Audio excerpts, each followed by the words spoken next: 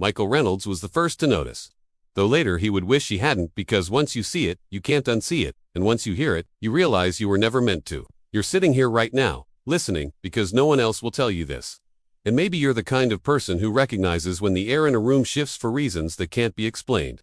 The flight had been ordinary enough. The dull hum of the engines, the recycled air, the impatient tapping of shoes against the floor.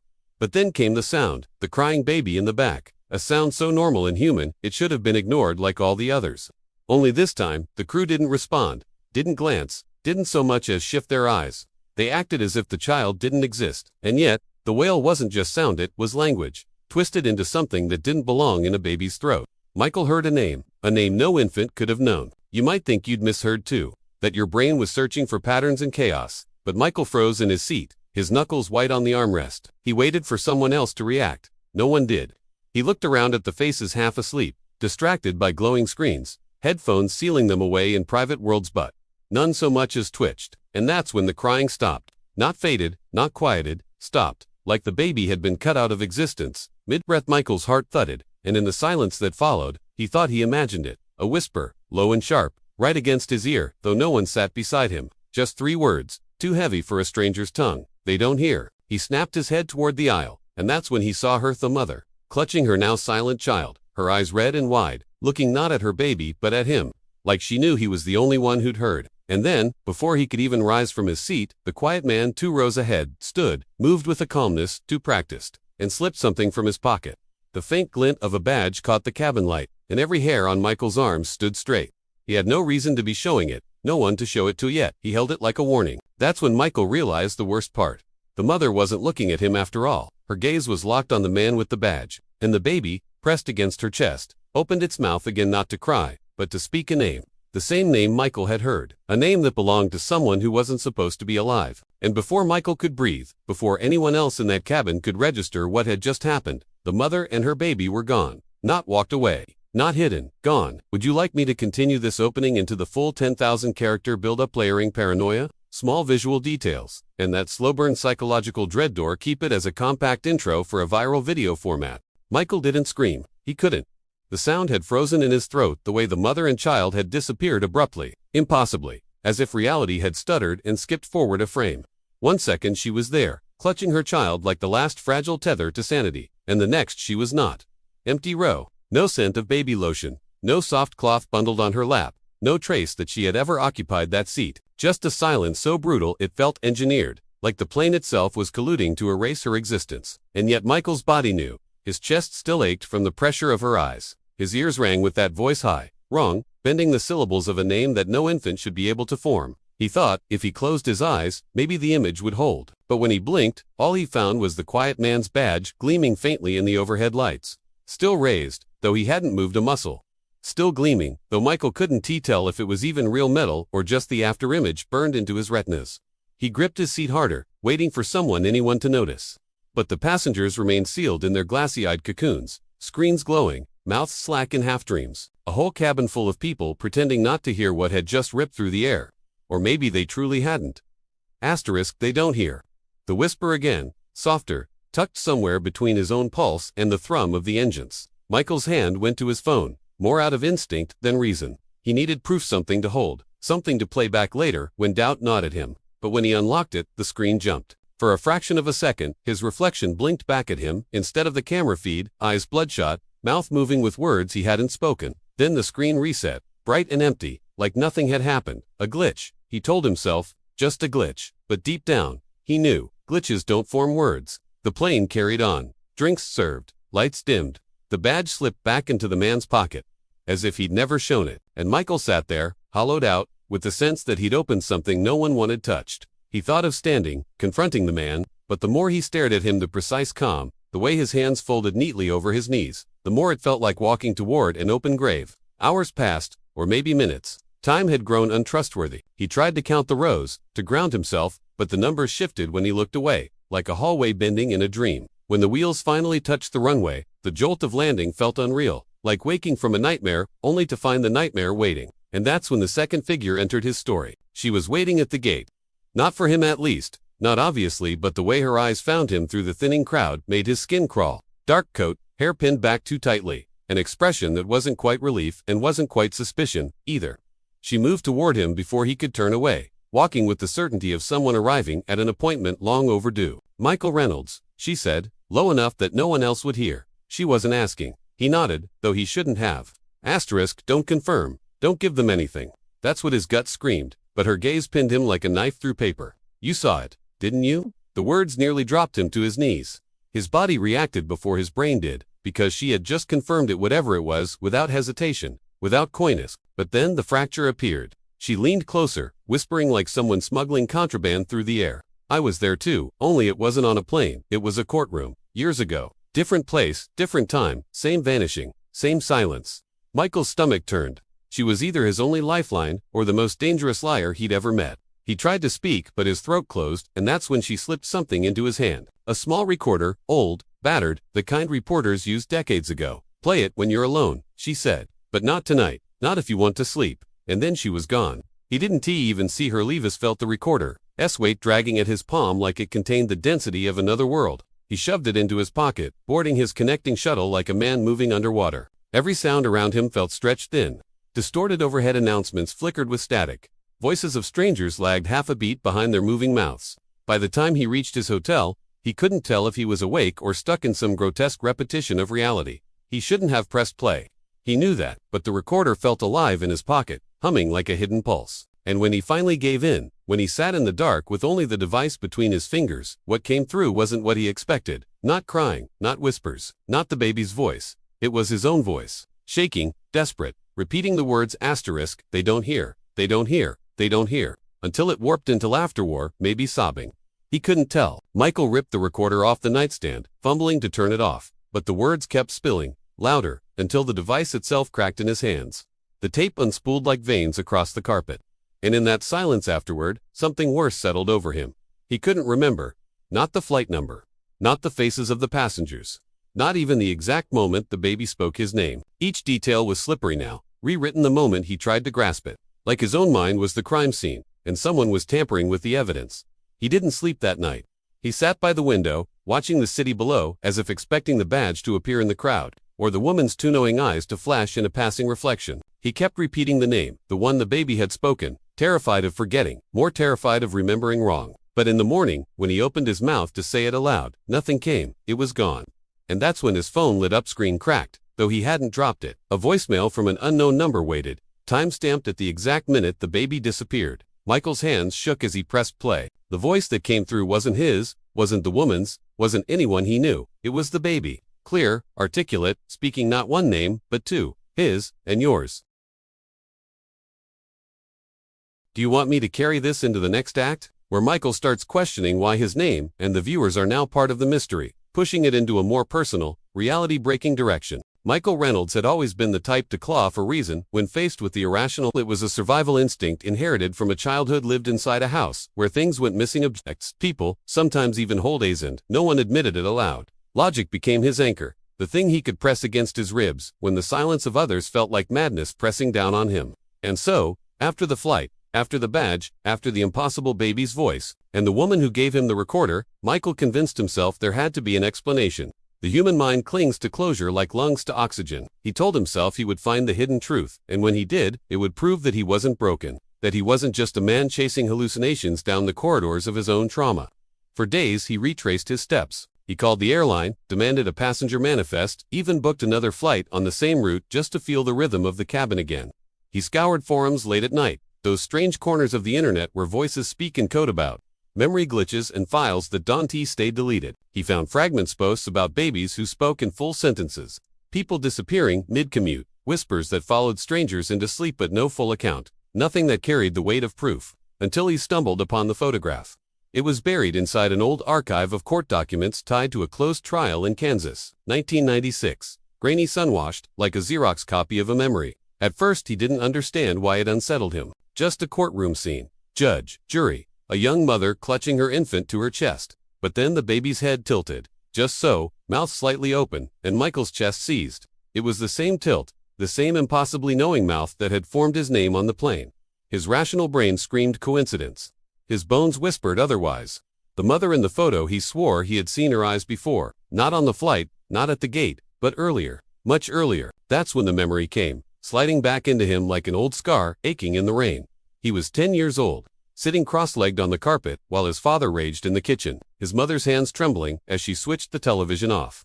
Too late, because Michael had already seen it. A news broadcast about a missing woman and her infant.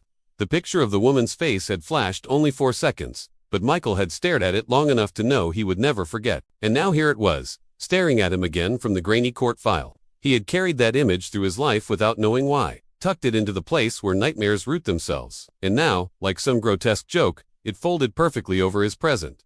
The flight, the crying, the disappearance, the eyes. He thought, it's all connected. For the first time, he felt a rush of false relief.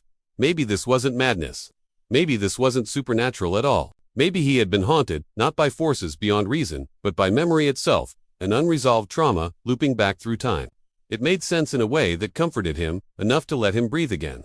The crying baby wasn't a herald of something unnatural. It was a trigger, pulling the buried courtroom memory into the open. His panic, his paranoia, the whispers, they were his mind misfiring under pressure. Michael leaned into this explanation like a drowning man clutching driftwood. He even told himself the recorder was just a trick, the woman a manipulator, the badge a coincidence. He let himself believe he'd cracked the code, solved the mystery. For 3 nights he almost slept, repeating to himself that nothing had been watching him. Nothing had followed him off that plane. That the hidden truth was simpler than he feared. He wasn't cursed, he was just broken. But then came the detail, small, stupid enough to collapse the whole fragile scaffolding. He went back to the photograph. Zoomed in closer than his eyes could tolerate, and there, half hidden in the shadows of the baby's blanket, was something that had belonged in a courtroom, or a news broadcast, or a memory from 1996. A badge, not the full thing, not clear enough to see numbers or letters, just the unmistakable glint of metal catching the camera's flash. Michael's stomach flipped, because it was the same shape, the same cold outline he had seen gleam 2 rows ahead of him on the flight. The quiet man's badge. The one he thought had been revealed only to him. That was the moment the false resolution collapsed. This wasn't just his trauma recycling itself. This wasn't just coincidence. It wasn't just madness. It was a pattern, carefully woven across time, binding the present to the past with threads no one else dared trace. And in that moment of collapse, he heard the sound again. Not in his ears this time, but behind his ribs. A crying that wasn't crying, a voice that wasn't voice, a sound that had been with him longer than he realized, maybe forever. He thought of the nights as a child when he'd woken with the taste of salt on his tongue and no memory of why he'd been crying. He thought of the afternoons when he'd lost entire hours, only to find strange scribbles in his notebooks. Words he didn't remember writing.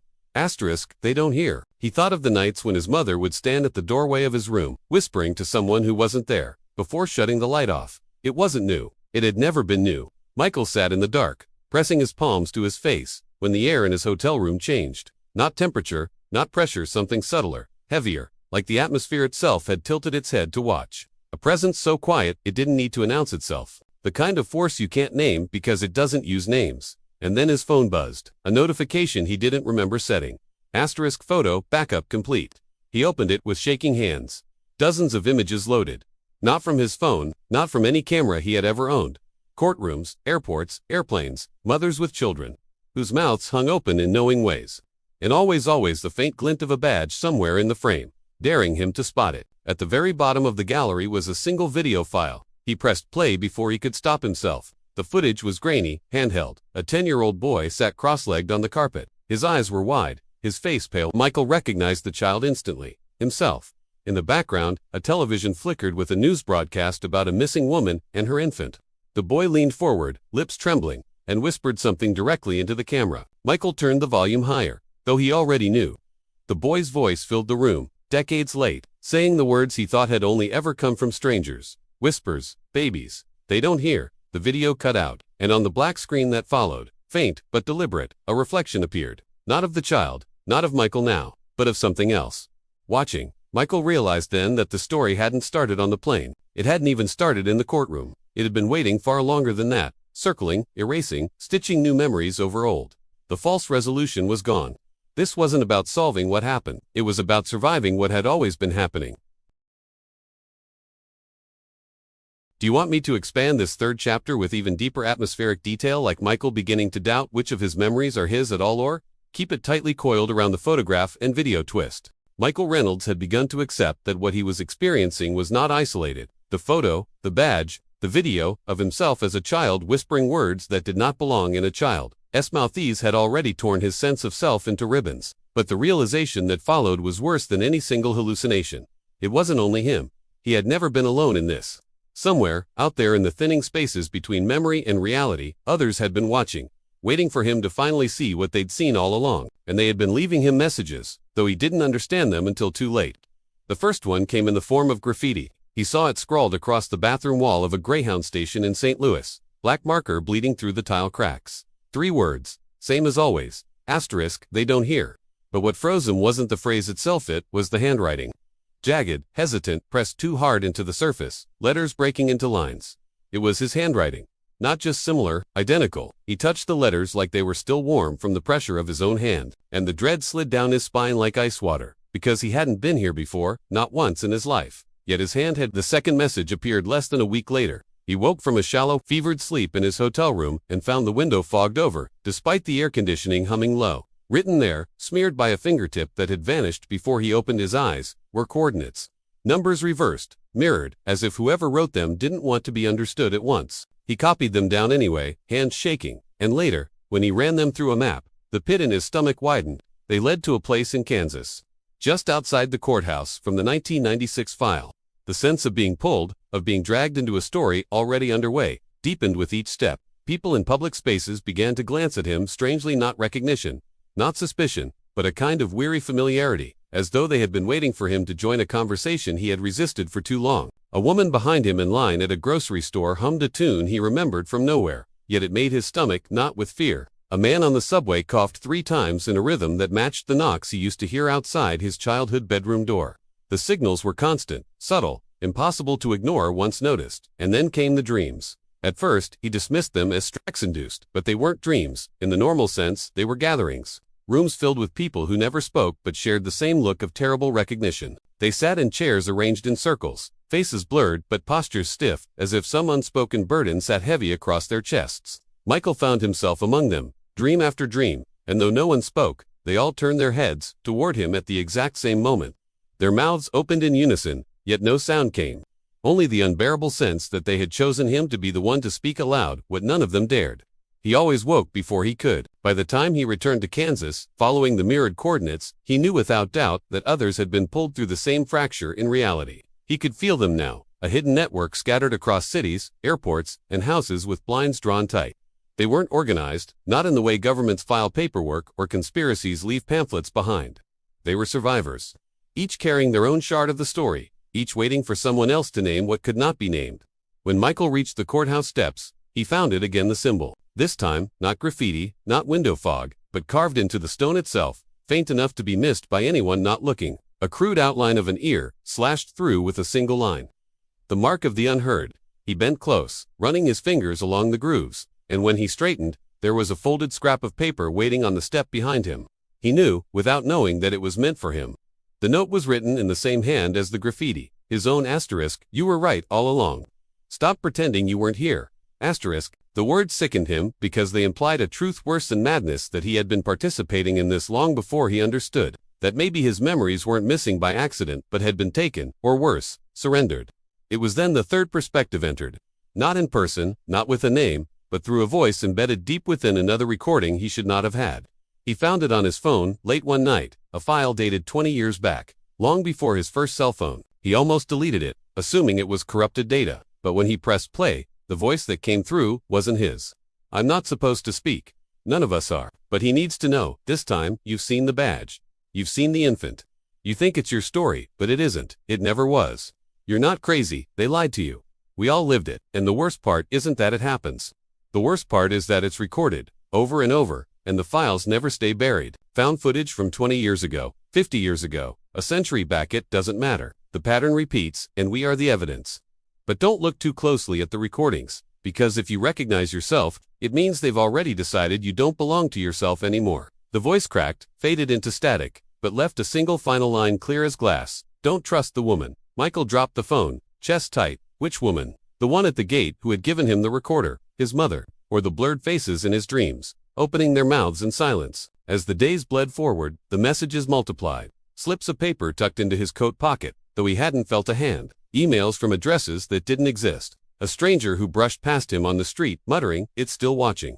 The communication was everywhere, relentless, suffocating, and all of it carried the same undertone, that this wasn't random, that identity itself was not stable, that he wasn't just Michael Reynolds anymore. He was a vessel, one thread tangled into a net cast far wider than his life. What gnawed at him most were the symbols. He began seeing the slashed ear everywhere, spray-painted on train cars, etched into library desks, hidden in the corner of news broadcasts when paused frame by frame. Once he swore he saw it flicker across his own reflection in the bathroom mirror, a shadow that lingered longer than the light should have allowed. The others had marked the world in ways only the chosen could decode, and the deeper he went, the more the story twisted. Every file, every photograph, every half-memory he recovered made him realize the danger wasn't only outside, it was in him. He began catching himself doing things he didn't remember starting, sitting down to write, only to find entire paragraphs completed in his own hand, waking from sleep with the taste of iron in his mouth and the feeling he had been speaking aloud to someone who wasn't there. And always, at the edge of his hearing, that crying voice is not crying, repeating the name he could no longer remember but still recognized like a heartbeat. The truth, if there was such a thing, felt close enough to touch. But every time he reached for it, reality bent. A door closing where there had been no door. A man with a badge staring just long enough for Michael to notice before vanishing into a crowd. A voicemail that played his own voice warning him not to answer. And the worst of it, the observers in the dreams were no longer silent. In the most recent one, as their blurred faces turned toward him, mouths open, a single voice finally spoke. Not to him, but through him, as though his throat had been waiting all along to serve as a vessel. "You were right all along." He woke gasping, voice raw, convinced that what had spoken wasn't him. Now, every screen he opens, every reflection he passes, every stranger who holds his gaze too long feels like part of a network stretching further than he can comprehend. He no longer asks if he is sane. He no longer asks if this is real. The only question left is how long before the others stop watching and start acting. And then, tonight, as he sits with the weight of everything pressing down on him, his phone buzzes one last time. A new file, unnamed, waiting in his inbox. He opens it, heart pounding, expecting static, expecting a warning. Instead, it's footage. Crisp, modern, recorded from the aisle of a plane. He sees himself sitting there, knuckles white on the armrest, eyes wide with terror. Behind him, the mother clutches her infant, whispering, and in the reflection of the cabin window, clear as daylight, a third figure leans closer to the camera, watching him, watching you, watching all of it unfold. The file ends before the baby speaks. Would you like me to expand this chapter into a crescendo of paranoia where the audience begins to see those symbols embedded in the text itself, or keep the ending hanging, forcing them to question whether they've already been marked? Michael Reynolds had spent weeks chasing fragments of a story that refused to stay whole, and now, sitting alone in the same hotel room where the recorder had once cracked in his hands, he realized the mystery was never about the baby, the badge, or the woman who slipped him messages like blades. Those were only mirrors, broken shards reflecting the deeper wound. The real question, the one he had been circling around since childhood but never dared to face, was not what happened, but why it keeps happening, and why, out of everyone who could have been chosen to see it, it had been him. The weight of that question pressed against his chest as he scrolled once more through the hidden gallery of images that had appeared on his phone. Mothers clutching infants, the faint glint of a badge, the same symbols etched in shadows no one else seemed to notice. His own face caught in reflections, grainy, decades apart, unchanged. He had told himself the files were proof, but the more he stared, the more they looked like instructions. Not evidence, not accidents. Something wanted him to look. Something wanted him to remember, and remembering was the hardest part.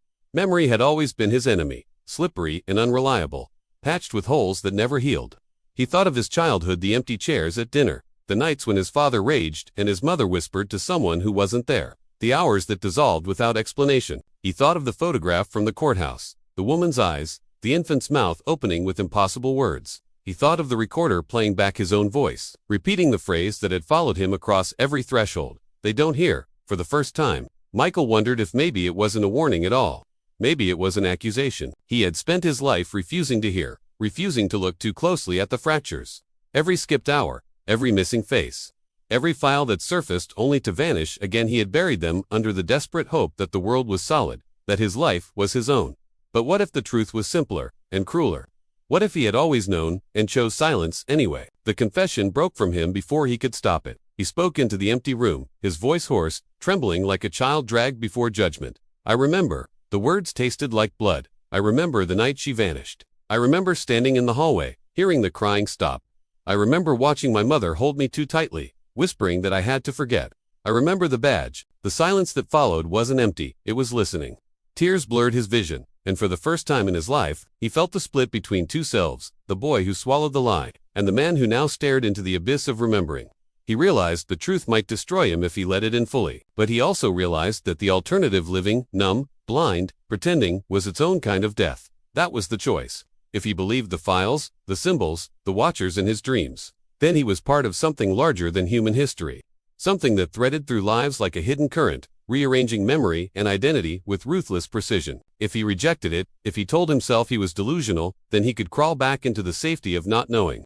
He could call a doctor, he could get medication, he could pretend the world was what people claimed it was. The choice was irreversible. The truth would save him only if he allowed it to. Michael closed his eyes. He let himself fall into the heavy darkness behind his lids, where the crying returned not as terror, not as intrusion, but as recognition. It was not the voice of an infant. It was his own voice, looped back through time, reaching for him across the decades. And for the first time, he answered, "I hear you."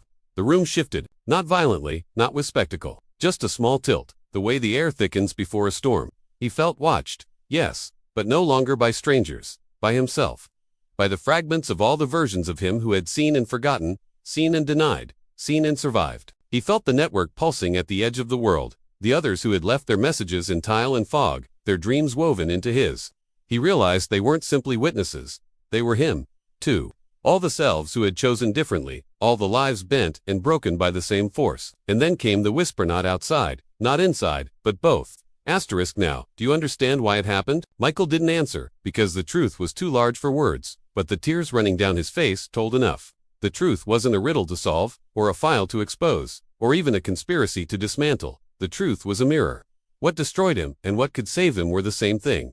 Remembering, the choice wasn't whether he would uncover the mystery. The choice was whether he would carry it, whether he would bear the unbearable weight of knowing that reality was never stable, that memory was never clean, that some truths were built to fracture the human heart. He whispered once more, a vow and a warning at once. "I hear you." The phone screen lit again. Another video file. He didn't press play. Not yet. His hand hovered, shaking, knowing that what waited there would either confirm his awakening or crush it. For the first time, he wasn't sure he wanted the answer. The camera caught his reflection in the black glass of the screen. His eyes were red, his face pale, but there was something else there too, something leaning close, too faint to name, but enough to remind him that this wasn't over, that maybe it never would be. And then, the screen went dark.